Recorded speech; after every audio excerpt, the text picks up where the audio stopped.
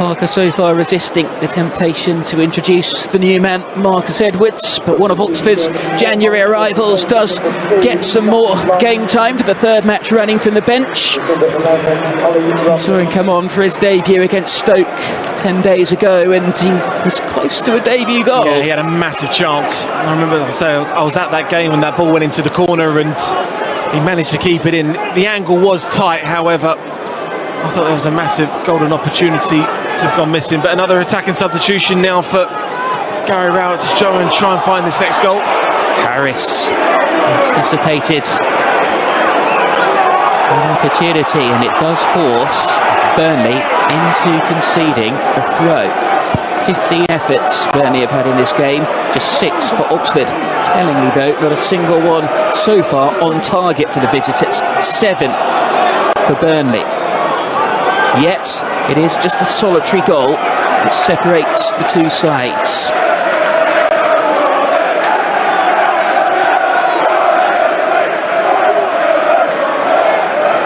Oxford came into this having only scored 2 goals fewer than Burnley this season.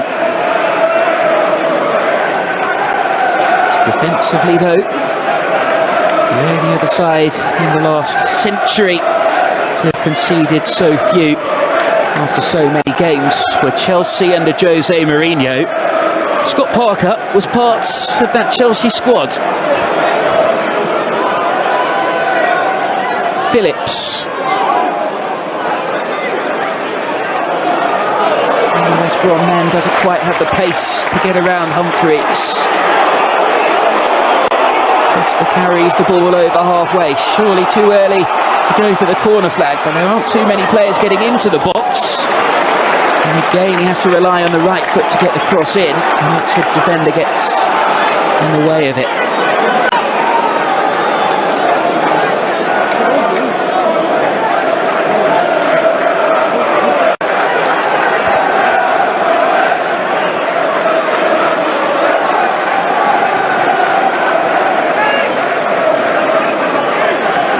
Going to see the introduction of John Joe Shelby for the final moments of the game.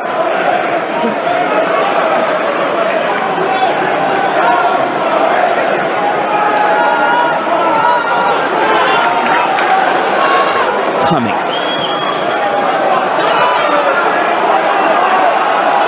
There is Romeny chasing. Touches the ball out for an Oxford throw.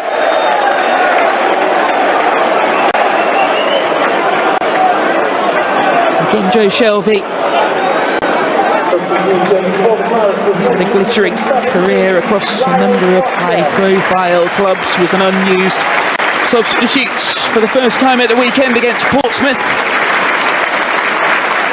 And a standing ovation from the Burnley supporters for Lyle Foster, who has been a real pivot in their attacking force in this game, even though it's gone unrewarded. He's probably been their main goal threat tonight. Yeah, I thought he had really positive impact in that first half against Sam Long. I thought he really dominated him in those one-on-one areas. Possibly should have had a goal in the first half.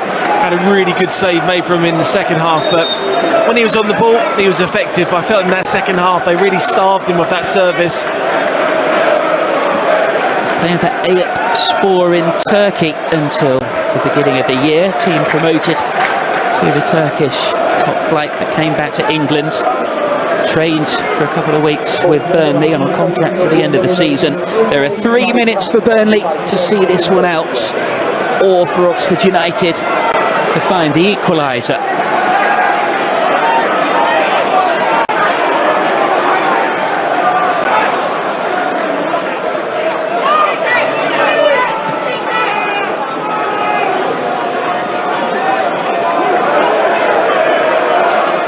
Here is Shelby.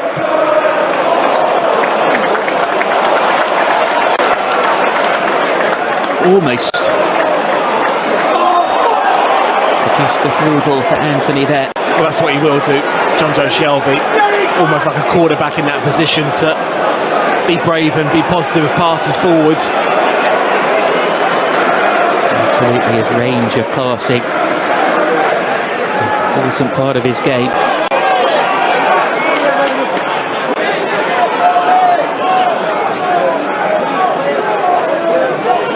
Brown for Oxford United plays it back to his goalkeeper, coming with time ticking. There's a long ball downfield. 3 Oxford United players go in for the ball. Al-Mazuni finds Brannigan. Brannigan so often a player to produce for Oxford United, but his shot is charged down this time.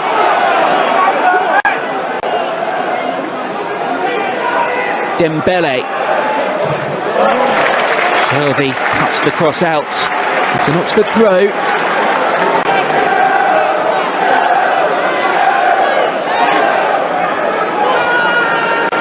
And from having a throw-in level with the edge of the opposition penalty area, it's all the way back with the Oxford goalkeeper.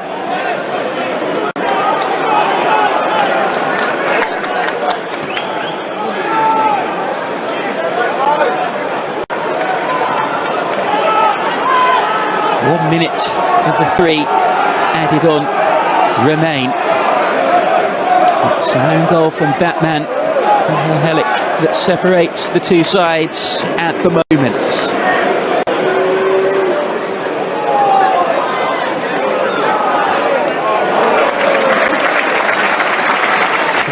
romeny for a Burnley throw. Not one that will end up in an own goals and gaffes compilation at the end of the season, even though his name is on the score sheet. Michael Helic, it was unfortunate as much as anything, but it is the goal that does separate the two teams in the final seconds of this game.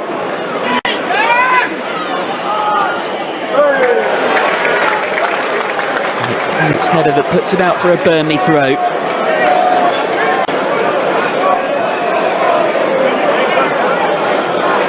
Burnley in no hurry now. Humphreys launches it downfield, and with that, the referee James Bell brings an end to proceedings. Oxford United's first defeat in the Championship under Gary Rowett. And for Scott Parker, after a sequence of goalless draws.